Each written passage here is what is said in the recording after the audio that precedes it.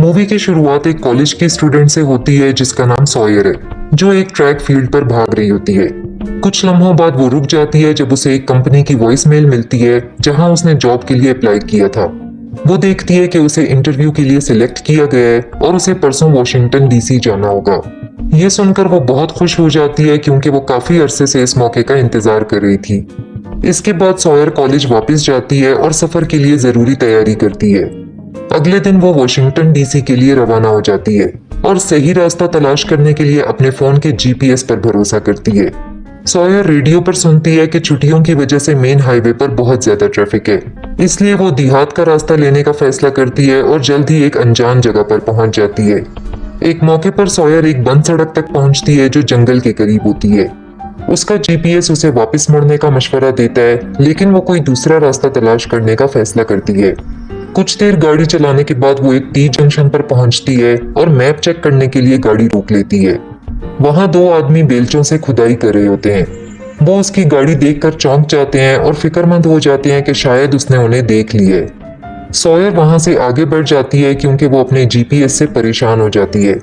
फिर वो एक पेपर मैप निकालती है ताकि कोई और रास्ता तलाश कर सके।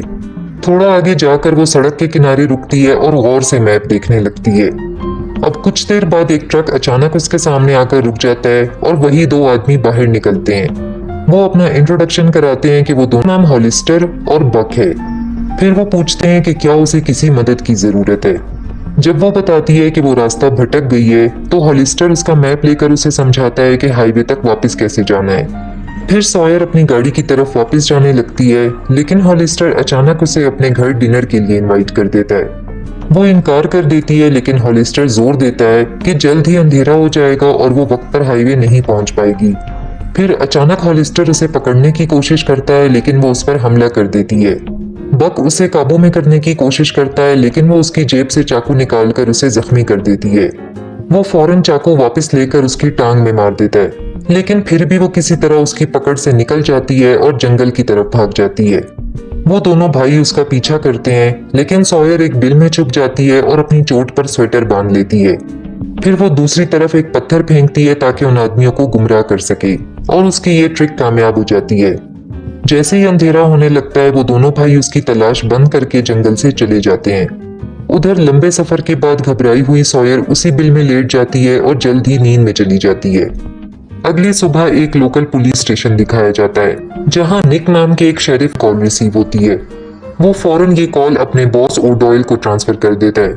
ओडॉयल को सड़क के किनारे खड़ी एक लावारिस गाड़ी की कंप्लेंट मिलती है और उसे गाड़ी के मालिक का पता लगाने के लिए कहा जाता है। ओडॉयल मौके पर पहुंचता है जहां उसे सॉयर की गाड़ी मिलती है। वो जमीन पर खून का धब्बा भी देखता है और समझ जाता है कि यहाँ कुछ गड़बड़ हुई है। थोड़ी देर बाद वो उन दोनों भाइयों के घर पहुंचता है और सड़क पर खड़ी लावारिस गाड़ी के बारे में पूछता है। हॉलिस्टर बेपरवाही से कहता है कि उसे इस गाड़ी के बारे में कुछ नहीं मालूम। ओडॉयल ये भी देखता है कि बक और हॉलिस्टर दोनों जख्मी हैं, लेकिन वो दोनों बहाना करते हैं कि ये शिकार के दौरान होने वाला एक हादसा है। ओडॉयल के पास उन्हें कसूरवार साबित करने के लिए कोई सबूत नहीं होता, इसलिए वो वहां से चला जाता है। दूसरी तरफ सॉयर जाग जाती है और आगे बढ़ने की कोशिश करती है, लेकिन उसकी टांगें जख्मी होती हैं, जिसकी वजह से वो ठीक से चल नहीं पाती। अपनी मुश्किल सूरत हाल के बावजूद सॉयर उम्मीद नहीं हारती। वो सोचती है कि उसकी गाड़ी सड़क के किनारे है तो कोई ना कोई उसे जरूर देखेगा। दूसरी तरफ वो दोनों भाई उसकी गाड़ी को सड़क के किनारे से हटाकर ले जाते हैं। इसी वक्त जब सॉयर आराम कर रही होती है तो उसकी गाड़ी एक ढलान से नीचे गिर जाती है और वो उन दोनों भाइयों की खुशी से चीखने की आवाजें सुनती है। सॉयर हॉलिस्टर को ये कहते हुए सुनती है कि उन्हें जल्दी उसे ढूंढना होगा, वरना वो मुसीबत में पड़ जाएंगे। बक अपने भाई को तसल्ली देते हुए कहता है कि वो बहुत जख्मी है, भाग नहीं सकती और शायद जल्द ही मर जाएगी। जब दोनों भाई वहां से चले जाते हैं तो सॉयर अपनी तबाहशुदा गाड़ी के पास जाती है और अपना टूटा हुआ फोन निकालती है। फोन अब भी चल रहा होता है और वो अपनी माँ की कई मिस्ड कॉल्स देखती है। वो वापस कॉल करने की कोशिश करती है, लेकिन सिग्नल नहीं होता। उधर वो दोनों भाई आसपास के इलाके में उसे ढूंढ रहे होते हैं। हॉलिस्टर जमीन पर खून से भरे कुछ पत्ते देखता है और शक करता है कि वो कहीं करीब ही है।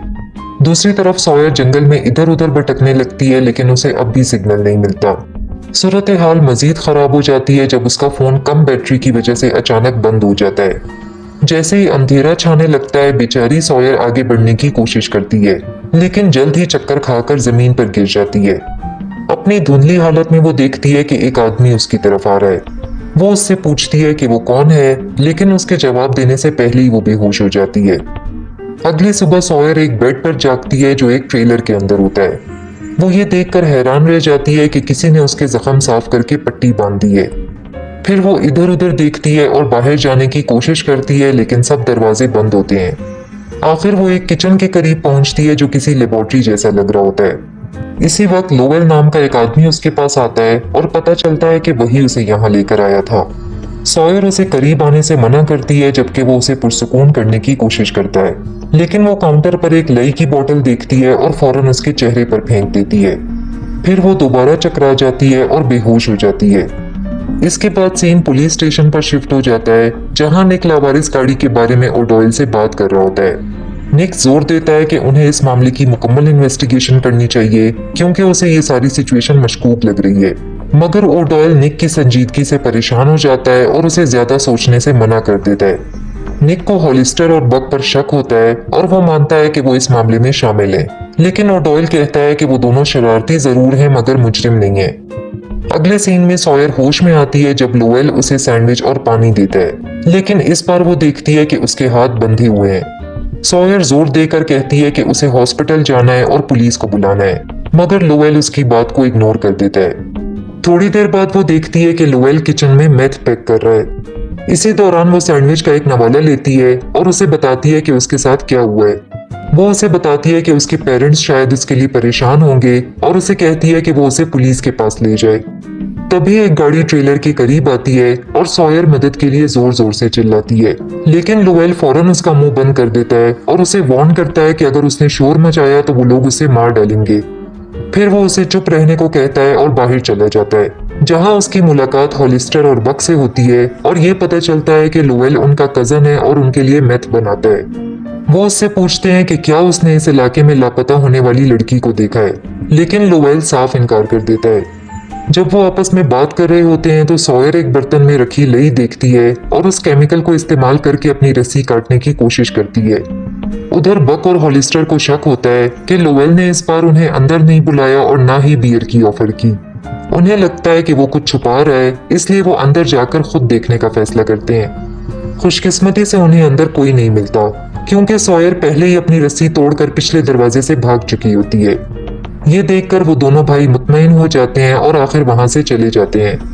बाद में सॉयर को जंगल में चलते हुए दिखाया जाता है, लेकिन जल्द ही लोवेल उसे पकड़ लेता है और जबरदस्ती वापस ट्रेलर में ले आता है। दूसरी तरफ पुलिस स्टेशन में निक और ओडॉयल से उनका सीनियर स्टेट पुलिस कमांडर मुलाकात करता है, जिसका नाम स्लेट्री है। वो ओडॉयल के काम से सख्त मायूस होता है और लावारिस गाड़ी के केस की अपडेट मांगता है। डेप्यूटी निक बताता है कि ये गाड़ी एक कपल की है जिन्होंने उसे अपनी बेटी सॉयर को दिया था।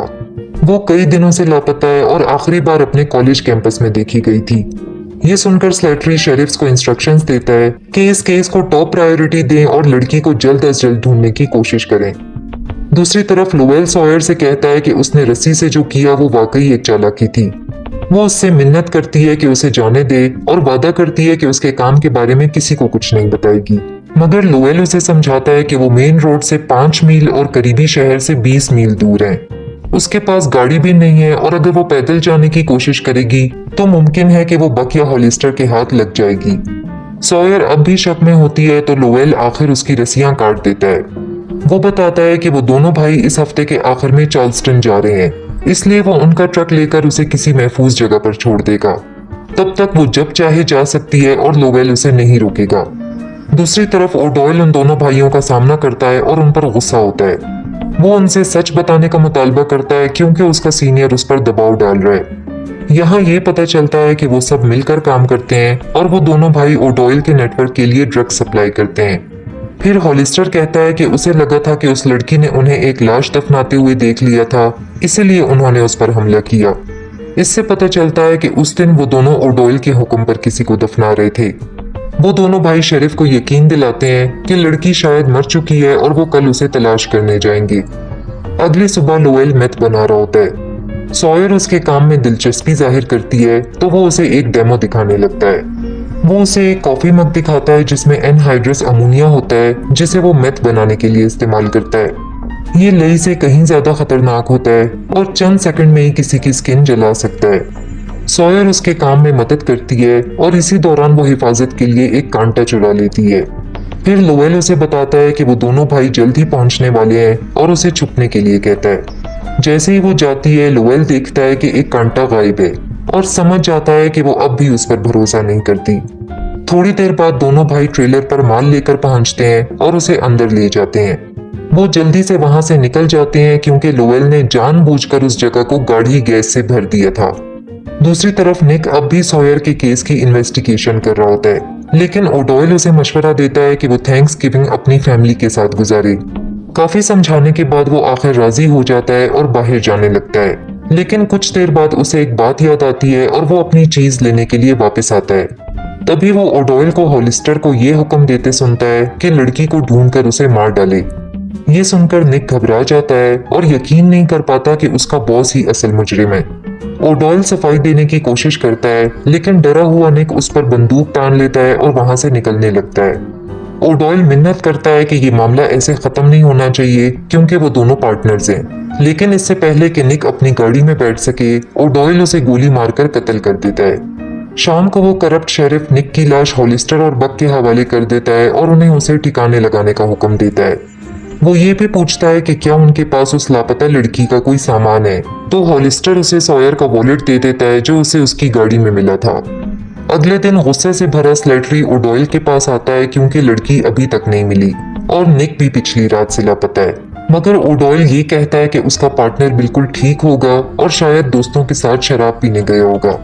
फिर स्लेटरी कहता है कि उसकी टीम अब सॉयर की तलाश की जिम्मेदारी संभालेगी और उसके पेरेंट्स भी यहाँ आ रहे हैं। ये सुनकर ओडॉयल परेशान हो जाता है और जानबूझकर उसके सामने निक का लॉकर खोलता है। वहां से वो सॉयर का वॉलेट निकालता है और हैरान होने का ड्रामा करता है। स्लेटरी भी ये देखकर हैरान रह जाता है और अपनी टीम को इन्फॉर्म करता है कि निक लापता लड़की के केस में इन्वॉल्व हो सकता है और उन्हें उसे तलाश करने का हुक्म देता है। दोपहर में ओडॉयल मेथ की प्रोडक्शन का जायजा लेने के लिए लोवेल के ट्रेलर पर पहुंचता है, मगर लोवेल उस पर शॉटगन तान लेता है और उसे अंदर आने से रोक देता है। गुस्से से भरा ओडॉयल उसे याद दिलाता है कि वो चीफ है, जबकि लोवेल सिर्फ एक इंडियन है। मगर लोवेल सुकून से बताता है कि ओडॉयल ईथर के एक ड्रम के करीब खड़ा है और उसे सिर्फ एक गोली चलानी है ताकि धमाका हो जाए। ये सुनकर शेरिफ घबरा जाता है और आखिर वहां से चला जाता है। फिर लोवेल ट्रेलर के अंदर जाता है और सॉयर को बताता है कि वो सिर्फ उसका बॉस था। दूसरी तरफ ओडॉयल गाड़ी चलाते हुए उन दोनों भाइयों को देखता है और कहता है कि उनका कजन आजकल कितना बदतमीज हो गया है। वो उन्हें हुक्म देता है कि वो ड्रग डील ठीक तरीके से करें और साबित करें कि वो अपने कॉम्पिटिटर्स का मुकाबला कर सकते हैं। कुछ देर बाद दोनों भाई ट्रेलर पर पहुंचते हैं ताकि मेथ का एक बैच ले सकें। लोवेल उन्हें माल दे देता है, मगर हॉलिस्टर सीढ़ियों पर दो अलग अलग कदमों के निशान देख लेता है। उसे शक हो जाता है, मगर वो कुछ कहे बगैर वहां से चला जाता है। इसके बाद लोवेल अंदर जाता है और सॉयर को बताता है कि वो शाम तक यहीं रहेंगे। उसके बाद वो उसे स्टेट पुलिस के पास ले जाएगा। वो ये भी जाहिर करता है कि वो यहाँ से निकलकर अपनी जिंदगी नए सिरे से शुरू करने का इरादा रखता है। लोवेल की बातें सुनकर सॉयर वो गार्डन फोक वापस कर देती है जो उसने चुराया था, मगर लोवेल उसे कहता है कि वो उसे अपने पास रखे। अचानक वो दोनों भाई जबरदस्ती अंदर घुस आते हैं और लड़की को देखकर हैरान रह जाते हैं। हॉलिस्टर अपने कजन पर धोखाधड़ी का इल्जाम लगाता है और कहता है कि सॉयर उसके साथ चले, मगर लोवेल उसे पुरसुकून करने की कोशिश करता है और कहता है कि पहले बैठकर बात करनी चाहिए। वो सॉयर से ये भी कहता है कि सबके लिए कॉफी बना दे। फिर लोवेल दोनों भाइयों से कहता है कि वो सॉयर को यरगमाल बनाकर रखे हुए था और उससे हर तरह के काम करवाता रहा है। जब वो बात कर रहे होते हैं तो सॉयर चुपके से कॉफी के मग में मौजूद अमोनिया सोल्यूशन निकालकर माइक्रोवेव में गर्म करना शुरू कर देती है। ड्रामा जारी रखने के लिए लोवेल दावा करता है कि उसने सॉयर को अच्छी तरह से ट्रेन किया है और उसे अपनी गोद में बैठने का हुक्म देता है। ये देखकर हॉलिस्टर खुश होता है, मगर बक माइक्रोवेव में कुछ गड़बड़ महसूस करता है। एक जबरदस्त धमाका होता है जिससे बक मौके पर ही मर जाता है, जबकि सॉयर और लोवेल किसी तरह ट्रेलर से बाहर निकलने में कामयाब हो जाते हैं, लेकिन लोवेल बुरी तरह से जख्मी हो जाता है। सॉयर उसे अपने साथ चलने को कहती है, मगर वो कहता है कि वो मजीद नहीं चल सकता और उसे करीबी सड़क का रास्ता बताता है। जब सॉयर वहां से भागती है तो जला हुआ हॉलिस्टर मलबे से बाहर निकलता है और उस पर गोली चलाता है। लेकिन लोवेल दरमियान में आकर उसे पीछे से पकड़ लेता है। दोनों कजिन्स के दरमियान शदीद लड़ाई शुरू हो जाती है। जब लोवेल हॉलिस्टर को खत्म करने ही वाला होता है तो अचानक ओडॉयल कहीं से आकर उस पर गोली चला देता है। हॉलिस्टर को सुकून का एहसास होता है, लेकिन ये ज्यादा देर नहीं रहता क्योंकि शेरिफ बेरहमी से उसे भी गोली मार देता है। अगले सीन में सॉयर काफी देर तक भागने के बाद आखिर जंगल से बाहर निकलती है और एक पुलिस कार देखकर सुकून का सांस लेती है। बदकिस्मती से वो फिर से ओडॉयल के हत्थे चढ़ जाती है, जिसे वो पहचान नहीं पाती। वो उसे सब कुछ बता देती है कि कैसे सड़क पर दो आदमियों ने उस पर हमला किया और कैसे लोवेल ने उसे बचाया और छुपा कर रखा। वो ये भी बताती है कि तीनों आदमी किसी और के लिए काम कर रहे थे, मगर उसने कभी उस इंसान का चेहरा नहीं देखा। फिर सॉयर ओडॉयल से पूछती है कि क्या वो मदद के लिए बैकअप नहीं बुलाएगा या लोवेल की मदद के लिए वापस नहीं जाएगा। इस पर वो उसे तसल्ली देता है और कहता है कि इस सिचुएशन में वो चीफ है और वो एक इंडियन। ये सुनते ही सॉयर हैरान रह जाती है क्योंकि ये वही जुमला था जो उसने लोवेल के बॉस को ट्रेलर के बाहर कहते हुए सुना था। कुछ देर बाद ओडॉयल अचानक गाड़ी रोक देता है और कहता है कि बाकी रास्ता वो पैदल चलेंगे। बेचारी सॉयर के पास और कोई चारा नहीं होता और वो खामोशी से उसकी बात मान लेती है। ओडॉयल उसे एक दरिया के किनारे ले जाता है जहां सॉयर मिन्नत करती है कि वो ऐसा ना करे, लेकिन बेईमान शेरिफ फौरन उसके बाल पकड़कर उसे पानी में डुबोने लगता है। सॉयर पूरी ताकत से लड़ती है, लेकिन वो आदमी उसे आसानी से काबू में कर लेता है। आखिरी हरबे के तौर पर सॉयर वही कांटा निकालती है जो उसने पहले छुपा कर रखा था और ओडॉयल पर हमला कर देती है। वो ओडॉयल के पांव, चेहरे और सीने पर बार बार वार करती है, यहाँ तक कि आखिर वो मर जाता है और दरिया के बहाव में बह जाता है। आखिरी सीन में सॉयर थकी हारी सड़क की तरफ बढ़ती है और उसी डायरेक्शन में रवाना हो जाती है जिसका रास्ता लोवेल ने उसे बताया था। हमेशा की तरह पुलिस देर से पहुंचती है और सॉयर का पीछा करना शुरू कर देती है, मगर बेचारी लड़की इतने सदमे में होती है कि ना तो उनकी तरफ देखती है और ना ही मदद के लिए पुकार सकती है। और यहीं पर मूवी खत्म हो जाती है।